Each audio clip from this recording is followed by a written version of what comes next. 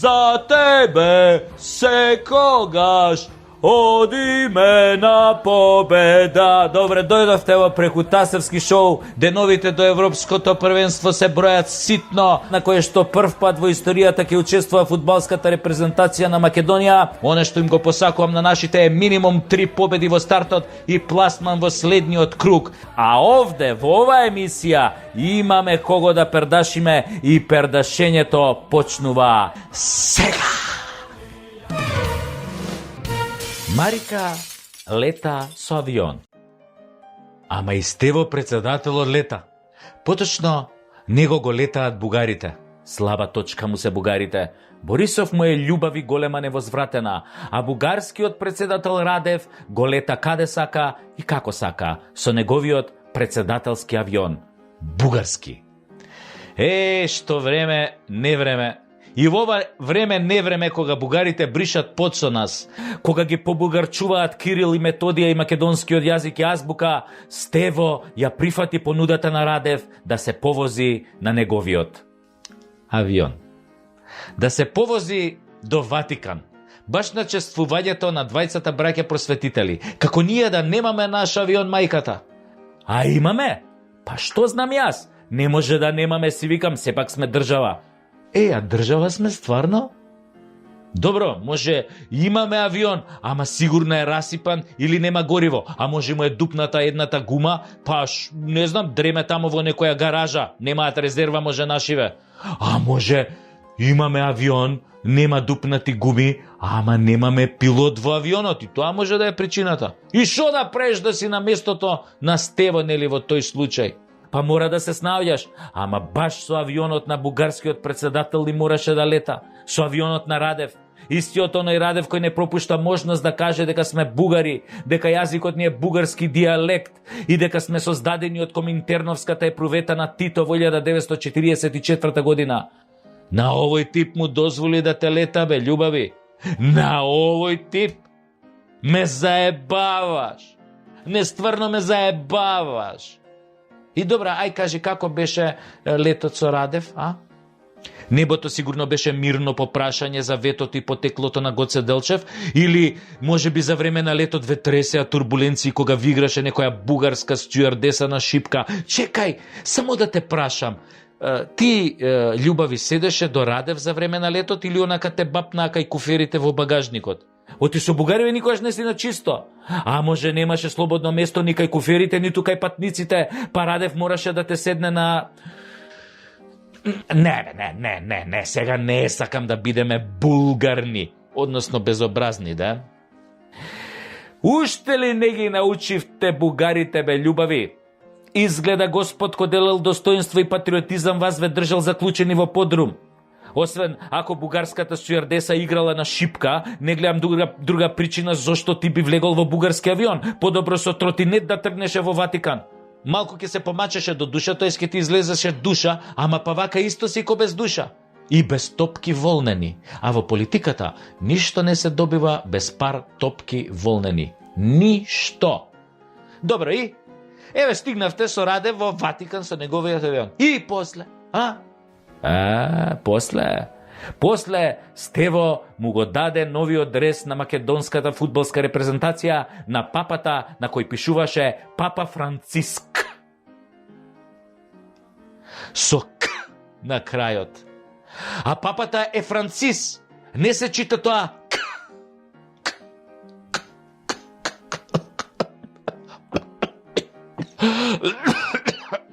Не е ковид упрашање од тоа К-то се закашлав.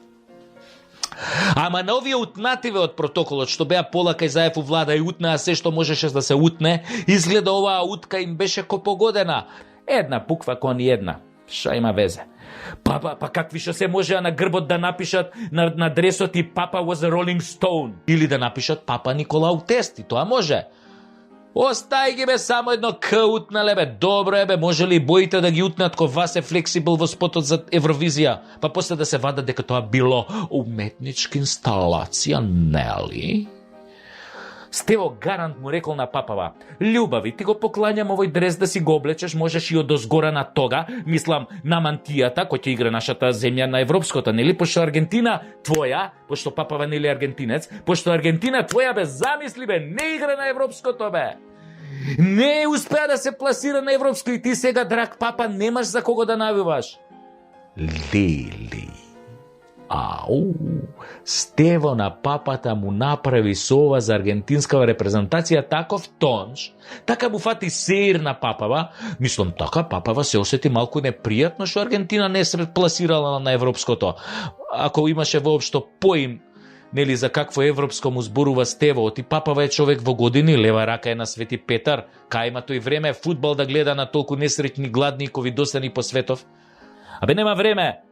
И така Стево му го даде дресот и сигурно му рече: "Баце, само облечи го кој играме, не мора да ја пееш химната, зашто некои кај нас и не ја пеат, а има и некои па ја пеат, ама скрос ја утињаат. А има во нашава химна до душа нешто така гоце, моце, шуми, гори, езера, реки, ама тоа не е битно, папа. Кога ситници како химна биле битни, најважно е дека те поздрави Зоки, мојот шеф, многу те поздрави и рече да навиваш за нас против Холандија, зашто после Бугарија со нив ки имаме спор, со холанѓаните ки имаме спор.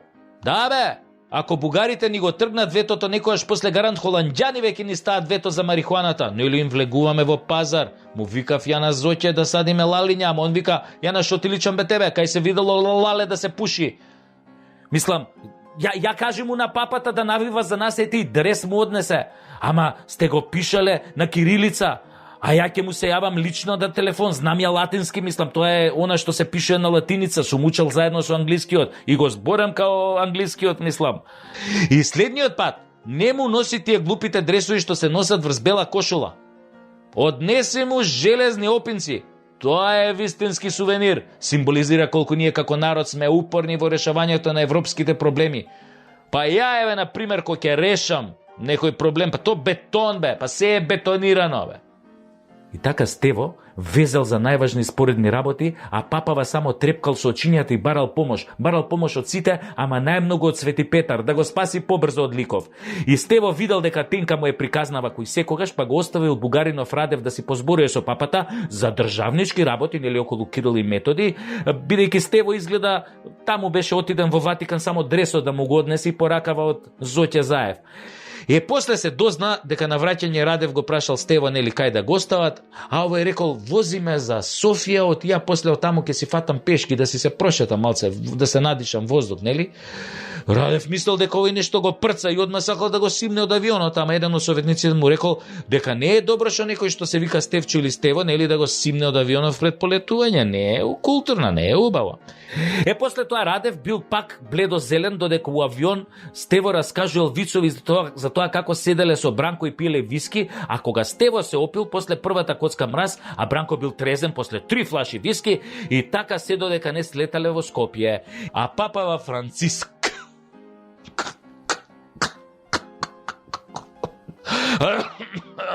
посредбата со Стево го закачил вела дресот во шифонерот и на него напишал како подсетник: "Овој дрес да го облечам која ќе игра Македонија против Австрија, зашто оној Курц повеќе не ме прави среќен." Ми пишува еден бот на Фейсбук со слика од лабрадор на тоа профилната и ми вика: "Ти, Сашо, овие емисии ги правиш затоа што ја мразиш Македонија." Не бе, брат, не. Си има луѓе ни платени за да ја мразат Македонија. И тоа од твои и мои пари. Ние си ги плаќаме тие мразачи. А ја само во слободно време од хоби кажувам, оно што го гледам, само коментирам. Па зошто да не бе?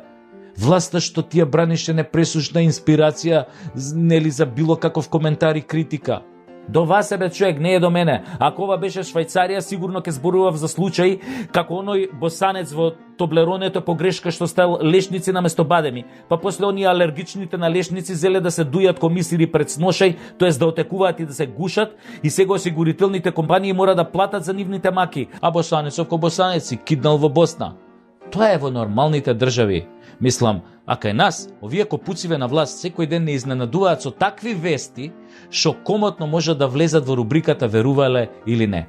Еве, на пример, од тие најлудите вести онаа дека владата го назначила познатиот Омерчо главен за навивачите на македонската репрезентација и за картите. Академски прашувам, кој е овде луд? Овие со сила не прават будали.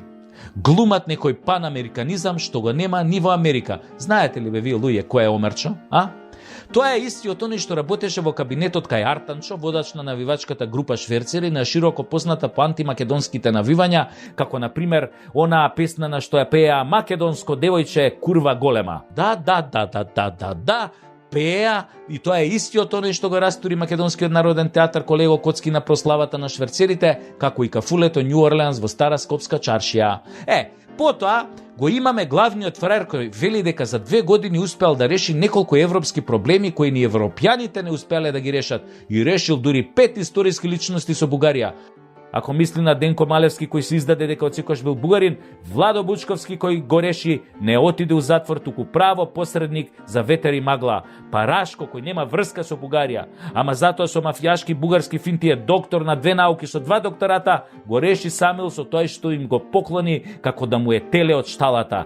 И на крај веројатно го реши барон Минхаузен со тоа што докажа дека човекот бил честна историска личност на која сите и верувале. За сите овие решенија сметам дека треба да воведеме одликување Златен Пинокио, кој треба да му се додели на премиерот со посвета дека е посебно патентиран со формулата колку повеќе лаже, толку повеќе недоделкани му веруваат.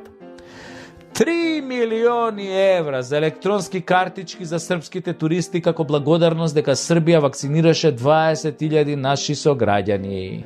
Ке им важат само ако одат за Грција. Кој е овде луд? Повторно академски прашувам. Како прво, за тие пари можеше да купи 250.000 кинески вакцини.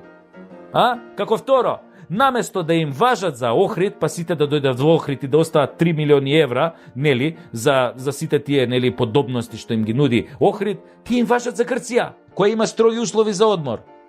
Што е идејава? И пак ја прашам, кој е овде луд? Мислам, да не е и ова идеја некоја на Рашковски како да се лапне провизија од електронските картички. Мислам. Деновиве, главен муабет е како со врски партиските членови на владеачките партии успеале да си вакцинираат цели семејства преку ред. Полне Фейсбукот од срцеви болни, шекераши, луѓе со автоимуно болести, оперирани, алергични на пеницилин, постари од 50 години кои се пријавиле на фамозниот сајт вакцинација уште во март месец, а некои во февруари се пријавиле и уште не се повикани да бидат вакцинирани.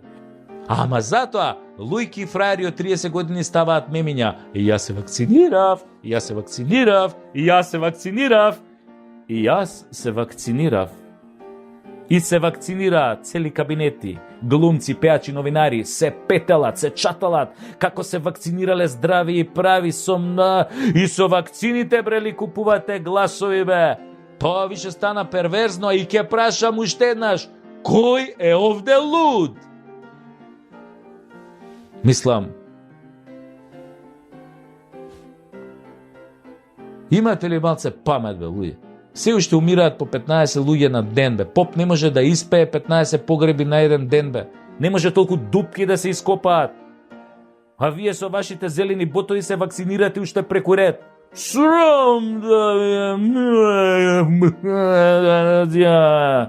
И на крај, овој талентираниот градоначалник на аеродром Марин, звани Тесла, кој со недели го дрндаат по медиуми дека набавувал по неколкукратно поголеми нереални цени, обвинителството на неговиот шеф мудро молчи, чекајќи да обвини некого за украдени 100 кебапи, затоа што, нели, таму се знае фиксната штета. Ако кебапче е 12 денари, се добива 3 години казна затвор. Тој Маринчо аеродромчо да ти купувал лед светилка за улично осветлување за 1200 евра комат, не баре треба космодром да осветлува.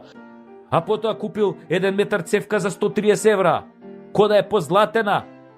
Скали домашни купил 200 евра парче, а на децата у градинка таму им делат краставичиња, оние корнишони сеченки, оние сечени на тенко за јадење, таму за ручек им даваат корнишони. му ги извадија сите глупости типов што ги прави и топ не го бие. Кој Ивица станал? Кај да и Тинекс ке му фукне едно дуќанче од 500 квадрати и сами себе да си плаќаат кирија и на него. Вакви вести секој ден не бомбардираат. И кој е овде луд? Пак академски прашувам. Ние. Нема кој друг да е луд. Само лудаци може да седат спокојно на толку бомбардирање со глупости. И да ви кажам, малку ние. Македонскиот народ има проблем со кубурот уште откако се осознал како народ. За некој, тоа осознавање било пред некој 3000 години, а за некој од 1945. Случајно, едниве и другиве имаат проблем со кубурот. Само не знам како овие од 45-та имале проблем со кубурот, кога истиот бил истиснат од пиштолот уште пред Првата светска војна во 1914 година. Ама они ќе речат, и во времето на Александар немало кубури, затоа ние и не потекнуваме од него. Управо сте, немало кубури, а и преку кубуров што немало, бе. Ма не знам што треба да се случи за да посегнеме по кубурот. Нели онака символично? Не дај Боже, никогаш јас не сум повикол на пукање. Мислам, не дај Боже, Боже, пази, Боже, пази. Мислам, не затоа што ја не поддржувам, туку затоа што може да ми се фатат за кубуров, бе, па да ме обвинат за хушкач, за недемократ, за хомофоб и за сите оние NGO квалификации на оние што ги коментирам и критикувам. Па чудна сорта сме ние. Ние кубурот го оставаме во друга заменска форма. Нас се не боли кубурот за се. Абе, преку кубурот ни од политика, шо кубур барам ја сега на гласање, овие кубури изгледа си играат со мене, ама па шо ги ставам на кубуров? Некако кубурот и неговото вадење ко манијак во парк ни е криво за се. Баре манијаков во парк е доволно луд, ке го извади кубурот и мислам... Ама ние си го чуваме кубурот во гаќи, зарđан, импотентен, неподмачкан, неупотреблив, мек ко душа. Само пуна уста ни е со кубурот. Со него се закануваме, со него ги пукаме сите ни цовки, со него ги частиме сите оние цуци што возат на лентата лево, а даваат трепкач за десно. Јаки сме ко кубурот на Црна Арапина од видеата на Вивид, а смкнати ко јапонска цреша под пилата на Шилегов. Нашиот кубур е неупотреблив. Тоа е само легенда на која лажно ги учиме децата. Нит го вадиме, нит го употребуваме. Ние сме зависници од кубур. А ако се наведнеме, а тоа го правиме многу често, го добиваме кубурот на едно темно место. Кубурот сака наведнати, обожава, смкнати со погледот долу кои се лигават и клечат, а он ке си се намести таму каде што сте најотворени. Кубур ко кубур. Сака да биде добро заденат во чакширите, за да не испука без потреба, зошто тогаш прави белја. Кубурот е наменет за храбри луѓе, за војни и воинки кои знаат кои се и кога ќе го извадат и кога ќе ти го вперат во челото, така ќе ти го вперат, за да ти се стресат и гаќите и мртвите едно 5-6 генерации наназад. Па кога ќе ти биде вперен кубурот, ќе треба да се помолиш за сите гревови што се му ги скривил на овој народ, знаејќи дека кога си се родил, тогаш некој го излеал куршумот во кубурот со твоето име и дека кога тогаш ќе се сретнете и нема веќе да има трте мрте. Има само трте. Македонија. Време е да се исправиш и да го извадиш кубурот. И кубурот. И да го испукаш, па кому иде, стара Скопска. А има уште една, вели, кого удрам не жалам. Ете, такво време дојде, кубурно. Кубуриме сите до даска. Заев во едно интервју за еден наш неделник машки застана зад ликот и делото на Ел Рашко Гонзалес, несудениот постојан жител на Канкун во Мехико, кој не по своја волја мораше да се врати во Македонија за да заглави во притвор под обвинение дека злоупотребувал државни пари. Абе, не знам како Заев го убедил да се врати од Мехико, кога Ел Рашко знаеше што се случи откако Заев го убеди Мијалков да се врати од таму каде што избега. Како му рече Заев, дојди си домче будалче, нема да лежиш, се си е таман, само дојди си, врати се. И Мијалков што направи? Се врати со цел памет. И одма доби 12 години робија со можност за уште една 10 со кромит. Истата змија го апна и ел Рашко. Летна од Канкун полн со оптимизам од ветувањата на шефот и слета ко усран голуб во домашен притвор во Скопје. Значи змијата одма го апна по слетувањето, а она магарето ќе му дојде подоцна во посета, нели, ако биде осуден. Арно, ама, изгледа ел Рашко за Заев знае многу нешта што Заев пак не би сакал да ги знае никој друг освен ел Рашко. И ете ти проблем за итно решавање. И што направи Заев? За неделникот даде интервју во кое зеде да го брани и фали ел Рашко за тоа колку бил чесен, па работел по закони, па никому ништо не сгрешил, ништо не украл, иноватор на месецот, чело на векот, онакво се тресе во ладна вода, абе цел муабет му беше: ти кажувам, ќерко, сети се снао. А која е снаата во случајот? Се знае. Обвинителите и судот. Постапката против ел Рашко е во тек, а Заев веќе знае, тврди се, колне, има докази колку е чесен неговиот сограѓанин и сострадалник во владењето и богатењето. Некаде ова би го толкувале како мешање во судството од позиција на политичка моќ, ама некаде, не и овде. На снаата овде и се меша кој како сака и кој како стигне и кој како дојде на власт. Прво ќе подари Сваровски герданчиња до душа или моćни позиции, а после си ја клацка како сака и кога сака. Снаата за тоа е тука, за да ја клацкаат и да се сети кога ќе треба за еди кој си кој обвинет да постапи така да обвинетиот Куртули од лежење во прдекана. Значи, многу е зебано кога ќе влезеш во филмот на Дон Корлеоне, ама не си му дораснат. Тогаш не си веќе Дон Корлеоне, туку Дон Корнишоне. Кобната грешка на Заев Дон Корнишоне е во тоа што нема поим дека во тој свет на копуци политичари, далаверџи и опасни мафијаши, лажните ветувања дадени на нив, изневерените нивни очекувања и пријателства еден ден ќе се свртат и против тебе. Абе ќе го јадеш ко поп сарма, кога тогаш, вака или онака, неверствата во тој свет се плаќаат прескапо. Исто како и во љубовта можеш да го прашаш, сте во љубави за тоа. А Дон Корнишоне тргна по патот на Тони Монтана. Си рече: ке ги изневерам и излажам сите, па што ме боли кога сум недопирлив, имам такви што ме бранат од лошите дечки, па веќе ги немаш, или поточно нивниот број е драстично опаднат, им се најде за некои работи и сега сватија дека е време за друго дете. Мијалков падна што падна, а не е тип со кој можеш да се заебаваш нели лесно. И ел Рашко Галиба ќе падне, верувам дека му е јасно на него за тоа. Само Дон Корнишоне упорно верува дека може со акробации салто морале и понатаму да владе. Уште Кутриот не знае дека змијата и него го апна, а и магарето ќе му дојде по змијата.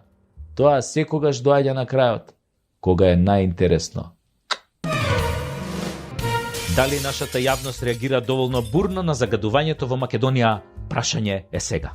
Дали знаеме дека годишно околу 4000 луѓе само во Скопје умираат директно од загадувањето, од болести нели предизвикани од тоа загадување? Дали политичките влијанија врз одредени невладини организации доведуваат до зелено-црвен ефект во нивната реакција, односно кога нивната гарнитура е во опозиција, силно притискаат нели со медиумски кампањи против загадувањето, сечењето на дрвата, испуштањето на јаловина, а потоа наменски замолкнуваат нели кога условно нивната партија на власт. Интересно, но за водите никој од нив одамна ни да бекне. Пијат флаширана, а се тушираат со газирана. Имено, законот за води наложува индустриските отпадни води да се пречистуваат пред испуштање, нели тоа е закон, тоа мора да се почитува, точка, крај, нема мрдање, нема трте-мрте. Инаку следуваат санкции. Во реалноста секојдневно имаме еколошки инциденти од хемикалии во реките и фабриките без пречистителни станици, за кои инспекцијската служба не ни помислува на посета. Дури 99,7% од непрочистените отпадни води од индустријата и рударството завршуваат директно во реките и водотеците. Прилично гадно и смрдено, корне труе смрди. Па доволно е само да прошетате покрај Вардар неподалеку и не ви е потребна ни хемиска анализа, се ќе сватите. Дали сме се запрашале некогаш зошто сме толку негрижливи, зошто буквално си ги уништуваме националните богатства и водите од кои треба и да пиеме. А имаме толкаво Министерство за животна средина и просторно планирање, а имаме и подписници сме на сите конвенции и договори со кои се налага кандидатскиот статус во ЕУ. Подпишале и си ставиле министер, нели? Обично тоа е од ДУИ, а тие министрите од ДУИ обично се незаинтересирани за загадувањето, тоест тие се заинтересирани за загадувањето, ама како заланскиот снег. Мислам дека конкретниот тип министер кој што е во тоа министерство не ни знае ниту македонски да зборува, не па за загадувањето да се интересира. Не се. Здравствени проблеми кај населението се јавуваат секојдневно. И тоа е нормално, бидејќи годишно во нашите реки и водотеци се испуштаат 110 милиони кубни метри отпадни води, што е отприлика двојно повеќе од водите што ги имаат вештачките езера во државата. Ви се верували колку сме недоквакани? И дали знаете дека во државава има стопански објекти кои имаат процеси со вода, ја загадуваат, ја испуштаат и немаат соодветни дозволи и процедури за тоа? Се уште овој дел е сива зона. А каква сива зона бе? Ова оди кон црно, ноќ црно. За која Европа кога тогаш ќе се качи на оваа властна глава? Оно исто министерство што го споменав горе во периодот од 2012 до 2019 година издало околу 800 дозволи, а од нив само 80 се за испуштање на вода. Гледате ли колку е тоа несразмерно, народски кажано, во сферата на загадувањето? Мислам, поточно во сферата на загадувањето на водите владее класичен пашибозук. Многу од загадувачите немаат интегрирани дозволи кои со уредба се уредени и вршат поделба на големи загадувачи, нели?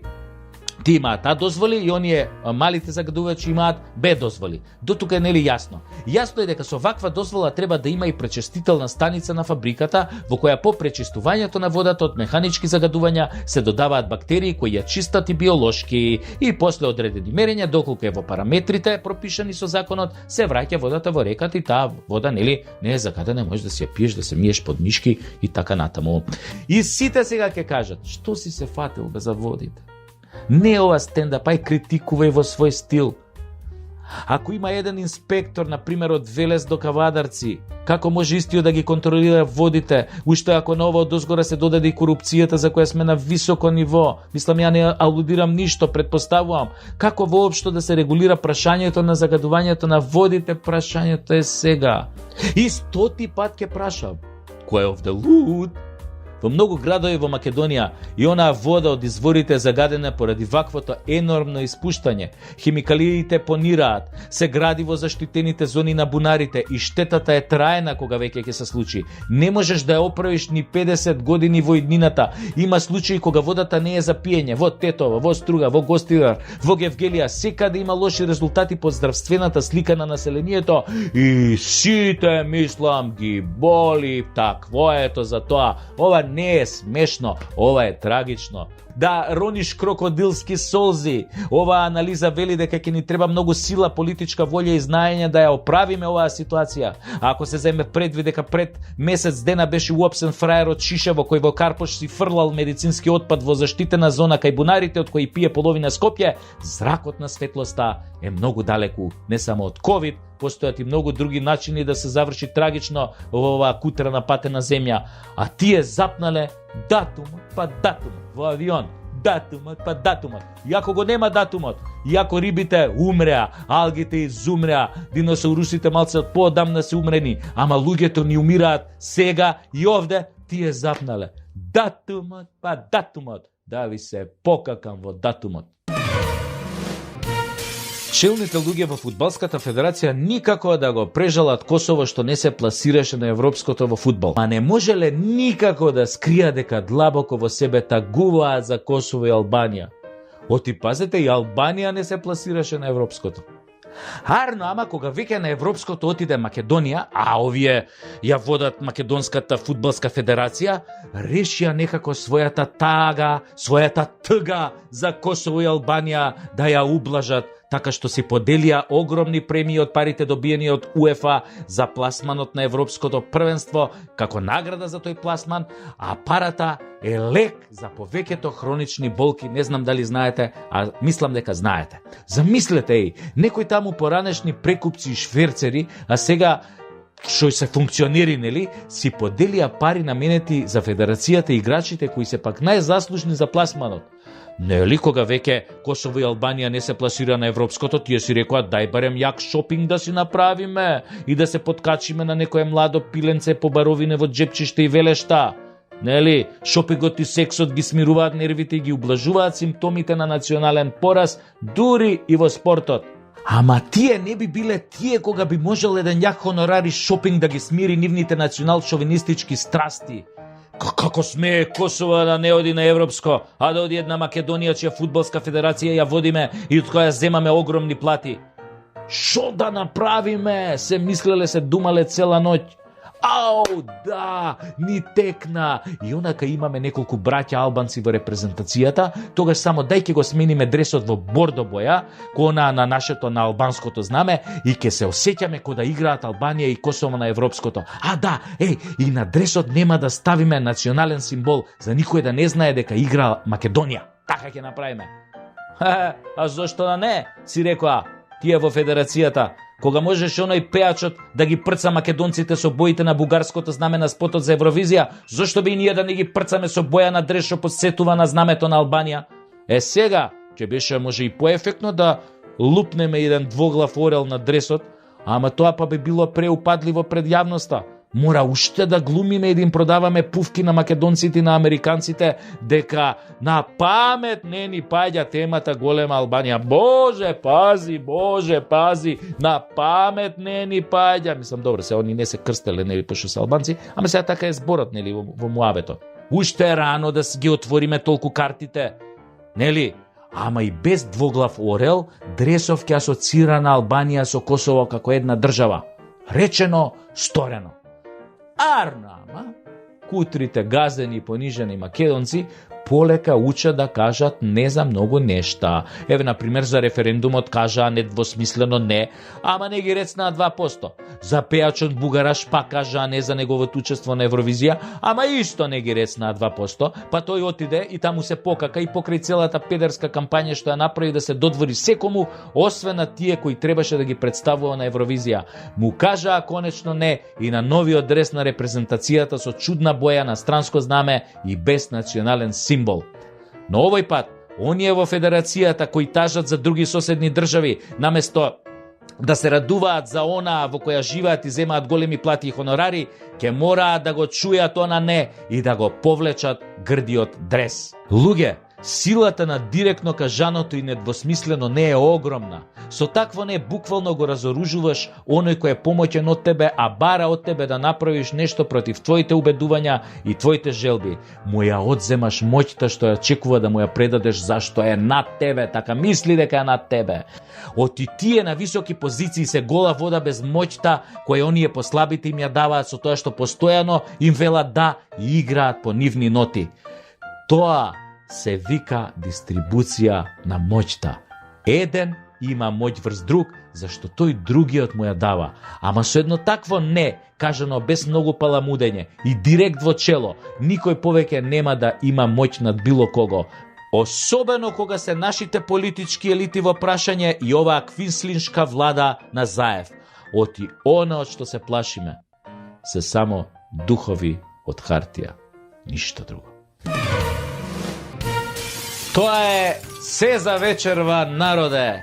Јас сум целиот намовнат затоа што ќе повторам, Европското првенство ни се насмевнува и сигурен сум дека победата ќе струи низ вените на нашите најдобри репрезентативци, а вие сега победнички.